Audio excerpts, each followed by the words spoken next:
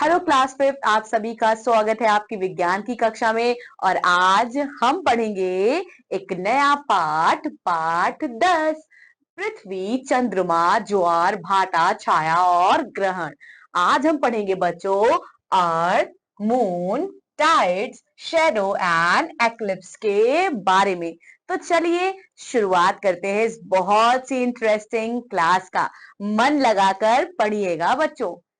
किसी स्वच्छ अंधेरी रात्रि में आकाश की ओर दृष्टि डालिए। आपको समस्त आकाश में बिंदुओं के समान असंख्य तारे दिखाई देंगे। क्या दिखाई देंगे बच्चों? तारे, यानी कि स्टार्स दिखाई देंगे आपको आपके आसमान में, जिनमें कुछ अत्यधिक चमकीले तथा कुछ अपेक्षाकृत मंद होंगे। और इनका सावधानी पूर्वक प्रेक्षण कीजिए। क्या आपको सभी टिमटिमाते प्रतीत होते हैं? क्या आपको तारे जैसा कोई पिंड दिखाई देता है और जो टिमटिमा ना रहा हो? इनमें जो टिमटिमाते नहीं दिखते वे क्या है? वे ग्रह हैं। क्या है बच्चों? They are your planets. इस अध्याय में हम पृथ्वी, चंद्रमा, ज्वारभाटा, छाया और ग्रहण के विषय में विस्तार से जानेंगे। ग्रह तथा उपग्रह, प्लैनेट्स एंड सैटेलाइट्स। बच्चों आप देख सकते हैं ये क्या है? ये आपका सौर मंडल है और ये सारे आपके प्लैनेट्स हैं। ये सारे क्या है? ये सारे आपके ग्रह हैं। और हम सभी कहाँ रहते हैं बच्चों?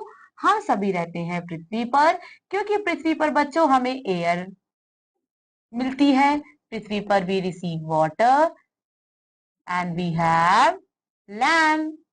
लैंड या वाटर जो है वो पृथ्वी को क्या बनाती है? लिविंग बींग्स के रहने के लिए सूटेबल बनाती है। सौरमंडल में सूर्य के अतिरिक्त 8 ग्रह होते हैं। कौन कौन से बच्चों? बुध, शुक्र, पृथ्वी, मंगल, बृहस्पति, शनि, अरुण और वरुण। इनके नाम है बुध, मरकरी, शुक्र, वीनस, पृथ्वी और Mangal, Mars, Brihaspati, Jupiter, Shani, Saturn, Arun, Uranus और वरुण वरुण नेपट्यून। रोचक तत्व क्या है बच्चों? रोचक तथ्य है यम को सीरस तथा इरस के साथ छोटा बौना ग्रह माना जाता है। सौरमंडल में ऐसे आकाशीय पिंड भी हैं जो कुछ ग्रहों के चारों ओर परिक्रमा चक्कर लगाते करते हैं। ठीक है, परिक्रमा करते हैं, घूमा करते हैं। ये आकाशीय पिंड सौरमंडल के जिस ग्रह के चारों ओर चक्कर लगाते हैं उस ग्रह के उपग्रह और या चंद्रमा कहलाते हैं। सौरमंडल में कुछ ऐसे ग्रह ऐसे हैं जिनके एक से अधिक उपग्रह हैं बच्चों। जैसे ये हमारा क्या है? ये आप तस्वीर में देख सकते हैं, ये हमारा सोलर सिस्टम है, सौरमंडल है।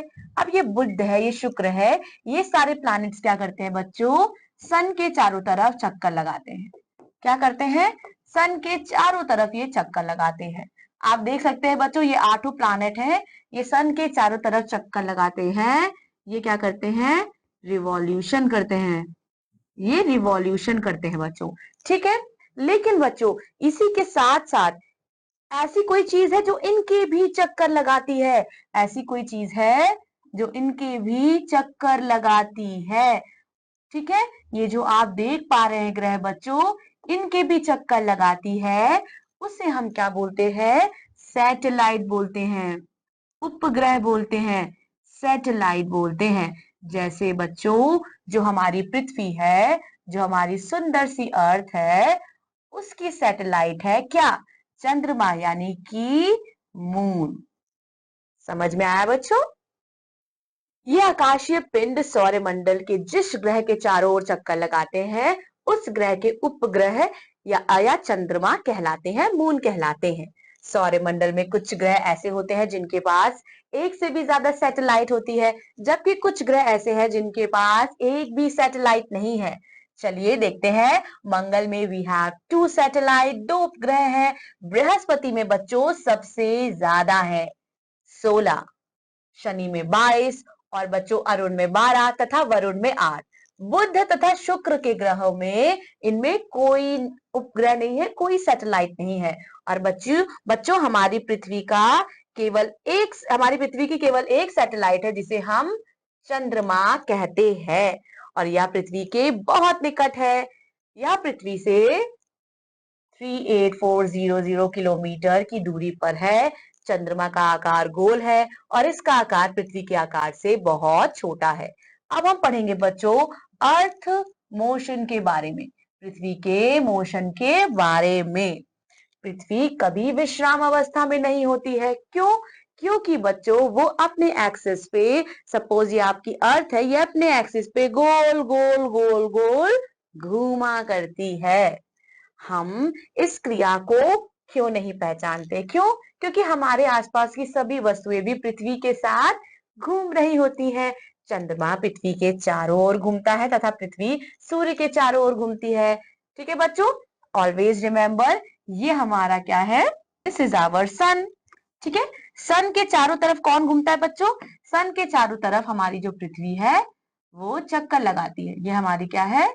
ये हमारी अर्थ है। ये सन के चारों तरफ चक्कर में घूमा करती है।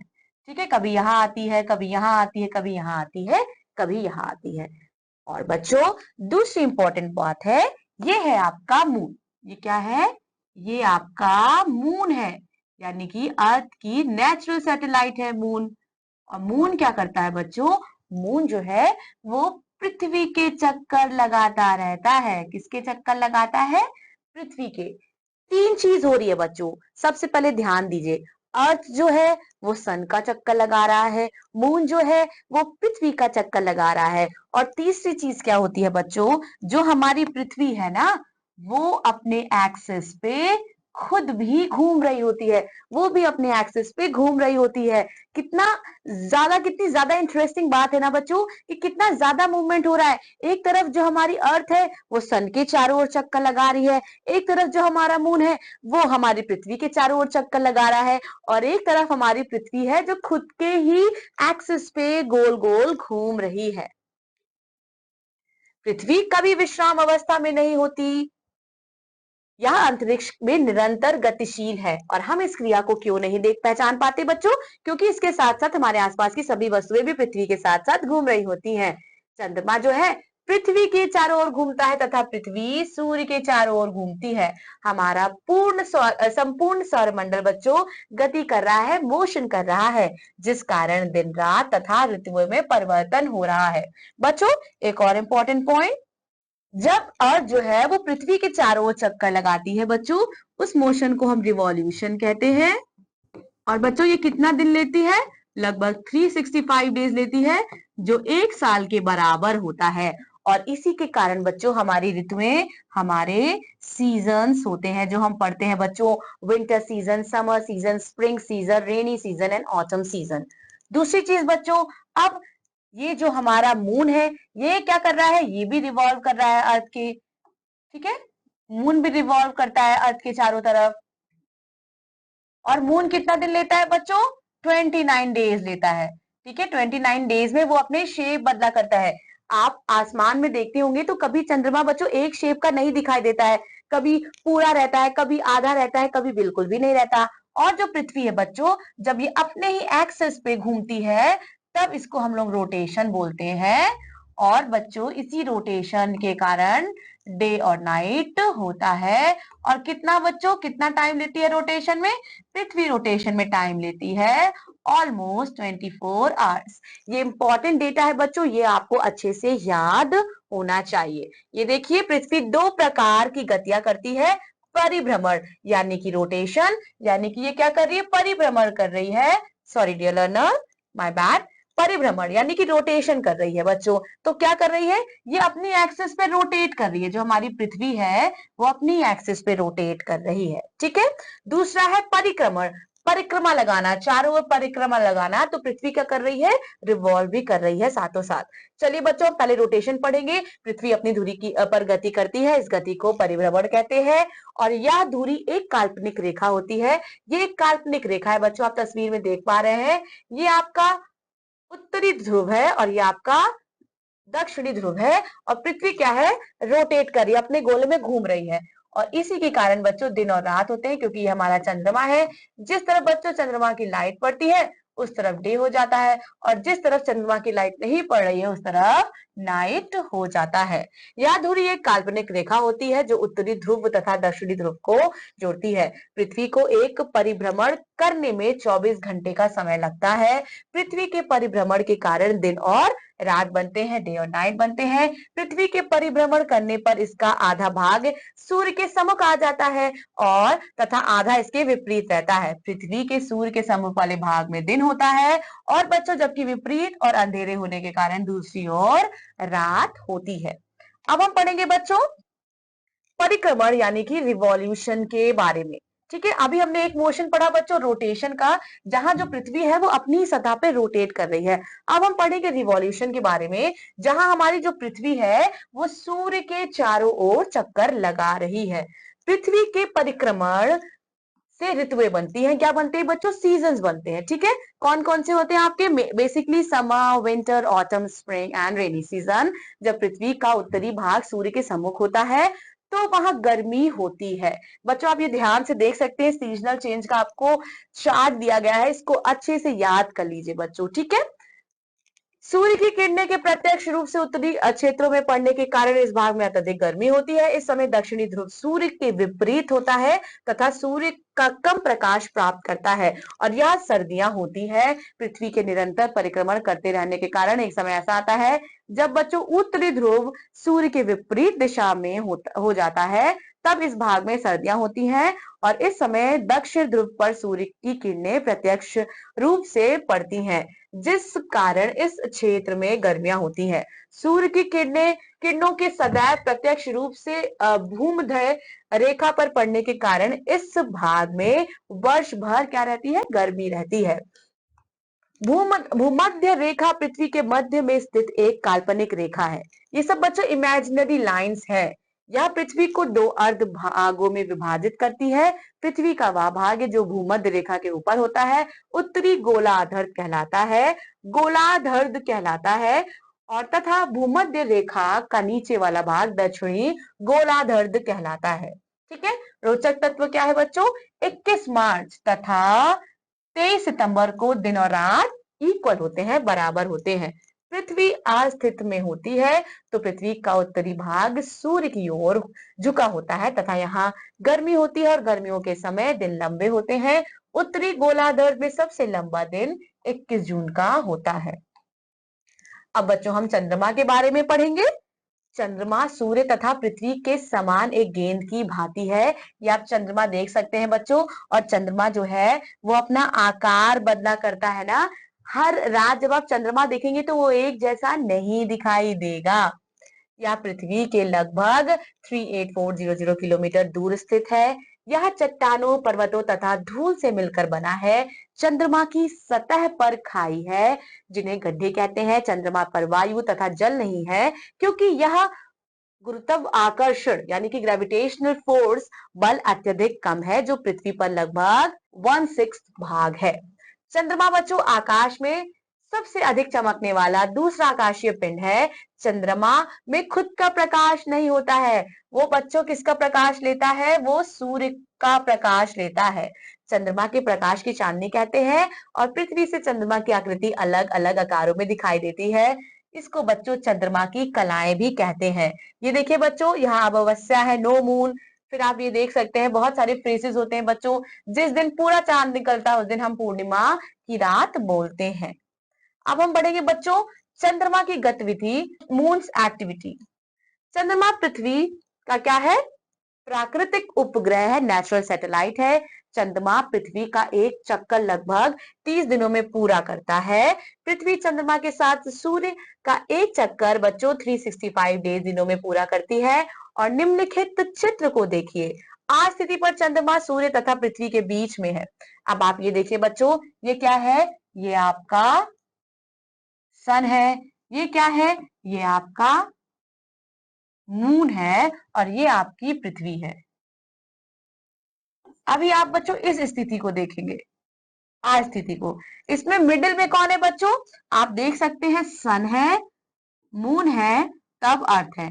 एक टाइम ऐसा आता है बच्चों जब चक्कर लगाते लगाते ये एक ऐसा फ्रेज आ जाता है।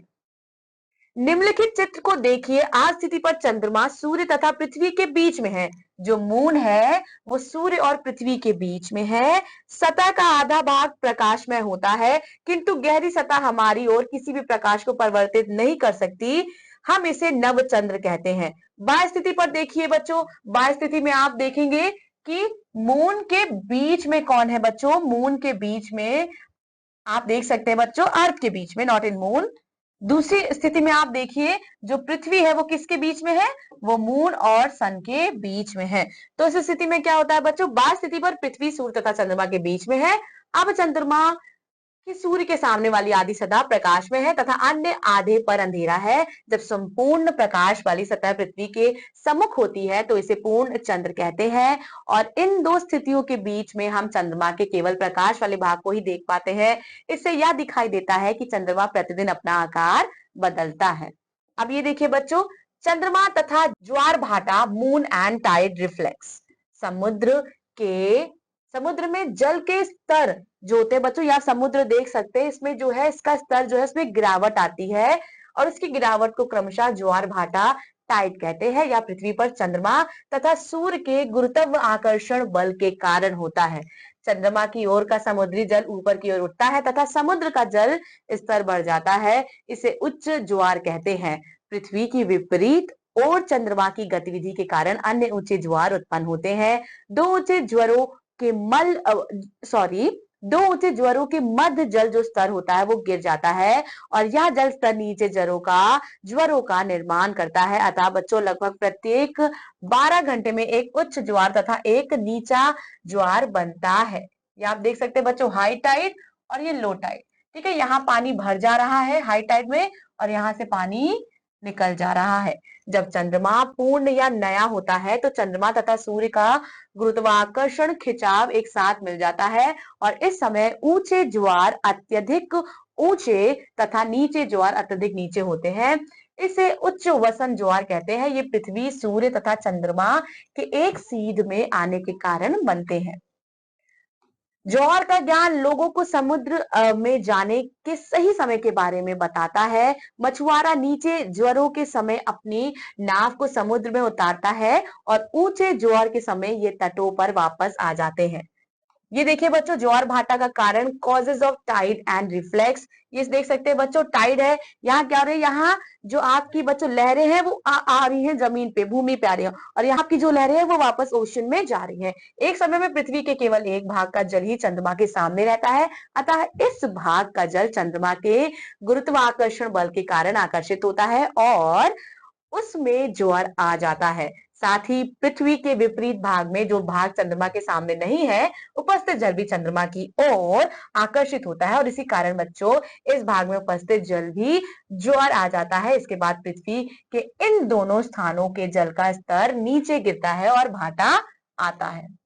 बच्चों पृथ्वी क्या करती है? पृथ्वी अपनी धुरी पर घूमते हुए 24 घंटे में एक चक्कर पूरा कर लेती है। अतः पृथ्वी के प्रत्येक स्थान पर प्रतिदिन 2 बार ज्वार तथा 2 बार भाटा आता है।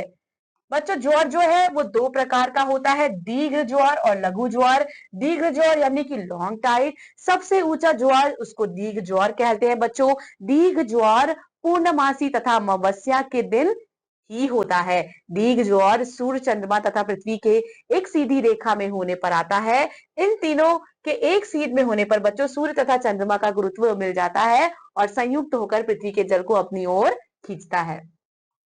रोचक तथ्य, प्रत्येक 12 घंटे 24 मिनट बाद ज्वार आता है। अब बच्चों क्या है? शॉर्ट टाइड, लघु ज्वार। ज्वार का सबसे कम स्तर नीचा होना पर होना लघु ज्वार कहलाता है और लघु ज्वार तब आता है बच्चों जब सूर्य तथा चंद्रमा एक दूसरे के समकोण पर होते हैं। छाया या प्रतिबिंब। अब हम बच्चों पढ़ेंगे शेडो और रिफ्लेक्शन के बारे में। अगर आपने ध्यान दिया होगा बच्चों, आपकी परछाई बनती होगी ना, प्रकाश सदैव सीधी रेखा में चलता है। जो ये सनलाइट है ना बच्चों, ये जो सनलाइट है ये हमेशा सीधी रेखा में ही ट्रेवल करती है, सीधी रेखा में ही ट्रेवल करती है। छाया की बनावट वस्तु की बनावट के समान होती है। किसके समान होती है? वस्तु के बनावट के समान होती है।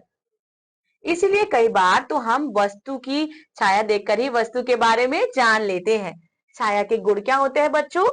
छाया केवल प्रकाश की उपस्थिति में ही बनती है बच्चों। शैडो तभी बनती है जब रोशनी होती है। प्रकाश जितना तीव्र होगा, छाया उतनी ही गहरी काली बनती है। वस्तुओं का आकार बढ़ने पर छाया का आकार भी बढ़ जाता है। प्रकाश स्रोत वस्तु में जितना दूर होगा, छाया उतनी ही छोटी बनेगी। छाया सदैव प्रकाश स्रोत के विपरीत दिशा में बनती है। पारदर्शी वस्तुओं की छाया नहीं बनती। कैसे बच्चों? चलिए आइए देखते हैं। जो ट्रांसपेरेंट होते हैं ना बच्चों, ट्रांसपेरेंट ऑब्जेक्ट होते हैं, पारदर्शी वस्तुओं की छाया नहीं बनती है, उनमें छाया नहीं बनती है। चलिए बच्चों देखते हैं। ये देखिए एक बॉय है, आप उसकी परछाई देख सकते हैं। ये परछाई देख सकते हैं और इसकी परछाई आप देख सकते हैं। रात के समय किसी सड़क के किनारे लगी स्ट्रीट लाइट के पास जाइए। आप क्या देखेंगे? स्ट्रीट लाइट की ओर मुंह करके उसकी थोड़ी दूर खड़े हो जाइए। आप देखेंगे कि आपकी छाया आपके पीछे बन रही है। अब स्ट्रीट लाइट की ओर चलना प्रारंभ कीजिए। आप देखेंगे कि जब आप स्ट्रीट लाइट के एकदम नीचे आ जाते हैं, तो आपकी छाया आपके नीचे आ जाती है। जब आप स्ट्रीट लाइट को पार कर जाते हैं, तब आपकी छाया आपके सामने बनने लगती है। बच्चों ये एक्टिविटी जरूर परफॉर्म करके देखिएगा। इस तथ्य को निम्नलिखित विधि से भी समझा जा सकता है। क्या कर सकते हैं बच्चों? किसी खुले मैदान में एक छड़ी गाड़ दीजिए। अब प्रातः काल, दोपहर एवं शाम के समय इस छड़ी की छाया को देखिए। आप क्या देखेंगे? आप देखेंगे कि सूर्योदय के समय जब सूर्य पूरब दिशा में होता है, तब छाया पश्चिम दिशा में बनती है। सूर्यास्त के समय जब सूर्य पश्चिम दिशा में होता है, तब छाया पूरब दिशा की ओर बनती है। और दिन भर में छाया की लंबाई छोटी व बड़ी होती रहती है। ऐसा सूर्य की पृथ्वी से पारस्परिक दूरी के अंतर में रहने के कारण होता है। अब बच्चों हम ग्रहण के बारे में पढ़ेंगे। ठीक है, दो प्रकार के ग्रहण होते हैं बच्चों, सूर्य ग्रहण होते हैं और चंद्र ग्रहण होते हैं। ठीक है, सोलर और लूनर इक्लिप्स। जैसा कि हम जानते हैं कि पृथ्वी सूर्य के चारों ओर तथा चंद्रमा पृथ्वी के चारों ओर घूमता है, और जब यह तीनों खगोलीय पिंड सीधी पंक्ति में आ जाते हैं, तो छायाएं बनती है, परछाई बनती है, जिन्हें ग्रहण कहते हैं। ठीक है, सूर्य ग्रहण, इसमें क्या होता है बच्चों? सूर्य और पृथ्वी के बीच में चंद्रमा आ जाता है, और चंद्रमा की परछाई जो है वो पृथ्वी पर बनती है। जब चंद्रमा सूर्य तथा पृथ्वी के बीच आ जाता है, तो चंद्रमा पृथ्वी पर अपनी छाया बनाता है। अतः इससे सूर्य का प्रकाश जो है वो पृथ्वी पर नहीं पहुंच पाता है। ठीक है बच्चों, हम सूर्य के केवल एक भाग को ही देखते हैं। यदि हम सूर्य को नहीं देख पाते हैं, तो इसे बच्चों पूर्ण सूर्य ग्रहण कहते हैं। और यदि हम सूर्य के अधिकांश भाग को देख पाते हैं, तो इसे बच्चों यदि हम सूर्य के आंशिक भाग को देखते हैं, तो हम इन्हें आंशिक सूर्य ग्रहण कहते हैं। ठीक है, सूर्य ग्रहण बच्चों हमेशा अमावस्या को ही होता है, जब ये सिनेरियो हो, पृथ्वी और सूर्य के बीच में चंद्रमा आ जाए। अब बच्चों चंद्र ग्रहण, जब पृथ्वी सूर्य तथा चंद्रमा के बीच में आ जाती है, तो पृथ्वी चंद्रमा पर अपनी छाया बनाती है। उसका अपोजिट बच्चों ये सन है, ये मून है। अब बीच में कौन आ गया? बीच में आपकी पृथ्वी आ गई। जब पृथ्वी सूर्य तथा चंद्रमा के बीच में आ जाती है, तो पृथ्वी चंद्रमा पर अपनी छाया बनाती है, और जब पृथ्वी की छाया चंद्रमा को पूर्ण रूप से ढक देती है, तो इसे पूर्ण चंद्र ग्रहण कहते हैं। और जब यह चंद्रमा को आंशिक रूप से ढकती है, तो इसे आंशिक चंद्र ग्रहण कहते हैं। चंद्र ग्रहण बच्चों जो है वो सदैव पूर्णमासी को ही होता है। ठीक है, एक पॉइंट ध्यान दीजिएगा बच्चों, सूर्य ग्रहण जो है वो प्रत्येक अमावस्या को नहीं होता, केवल उसी अमावस्या के दिन होता है जब ये सिनेरियो, जब चंद्रमा सूर्य एवं पृथ्वी एक सीध में आ जाते हैं। इसी प्रकार चंद्र ग्रहण भी प्रत्येक पूर्णमासी को नहीं होता है, या केवल उसी पूर्णमासी को होता है जब सूर्य, पृथ्वी और चंद्रमा एक सीध में होते हैं। बच्चों आपका पाठ यही समाप्त होता है। अब हम साथ में पढ़ेंगे पाठ के कुछ महत्वपूर्ण तथ्यों को। हमारे सौरमंडल में कितने ग्रह होते हैं? 8 प्लैनेट्स है ना बच्चों। कौन कौन से हैं उनको अच्छे से, उनके नाम को अच्छे से याद कर लीजिएगा। चंद्रमा पृथ्वी का एक मात्र उपग्रह है। पृथ्वी के परिभ्रमण से दिन व रात तथा पृथ्वी के परिक्रमण से ऋतुएं बनती हैं। यानी कि बच्चों रोटेशन से डे एंड नाइट और रिवॉल्यूशन से सीजन्स। 21 मार्च तथा 23 सितंबर को दिन व रात बराबर होते हैं। ग्रहण बच्चों दो प्रकार के होते हैं, solar eclipse and lunar eclipse. सूर्य ग्रहण होने का कारण पृथ्वी व सूर्य के मध्य चंद्रमा का आ जाना है।